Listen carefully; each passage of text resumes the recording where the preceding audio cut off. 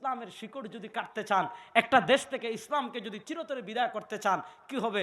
শিক্ষা সিলেবাস থেকে ইসলামকে বিদায় করে দাও।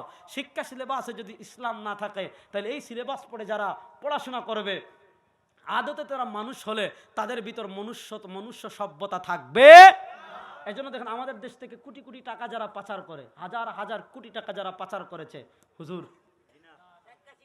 আয় আসতে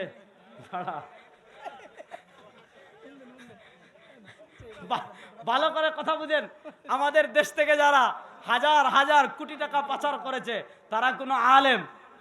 কারণ যারা দেখেন দেশের বড় বড় যতগুলো দুর্নীতি মামলা আছে, কোনো দুর্নীতি মামলায় আলেম নাই। এজন্য দেখেন আমাদের দেশের গুটি কয়েক নাস্তিক মুরতাদ তারা চাচ্ছে শিক্ষা সিলেবাস থেকে ইসলামকে বিতাড়ন করে বাচ্চাদেরকে শিখছে, মেয়েদেরকে কি শিখাচ্ছে? কেমনে ডিম রান্না করবেন, কেমনে ডাল রান্না করবেন। এগুলার নাম শিক্ষা না ফাইজলামি?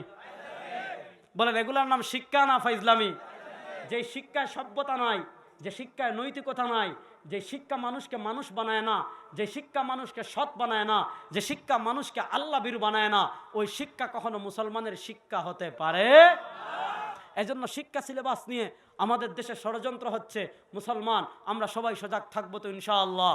আর আমাদের এই যে মাদ্রাসা, আমরা মনে করি দিন ইসলাম শুধু পুরুষদের, মহিলাদের তো আর জানা লাগবে না। এই জন্য এই সকল মাদ্রাসা, আমি বলি একটা দেশ, বাংলাদেশ স্বাধীনতার 51 বছর হয়েছে, 51 বছরে বাংলাদেশে একটা যুদ্ধ হয় নাই, কিন্তু তারপরেও বাংলাদেশের বাজেটের সবচেয়ে বড় ব্যয় হলো সামরিক খাতে।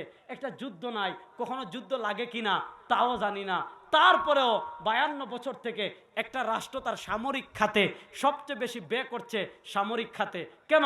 দেশ যদি কখনো বিপদে পড়ে, দেশের স্বাধীনতা রক্ষার জন্য সেনাবাহিনীর প্রয়োজন হয়, এজন্য ক্যান্টনমেন্ট এলাকা অনেক দামি, বাহিনীর পিছনে অনেক টাকা খরচ করে।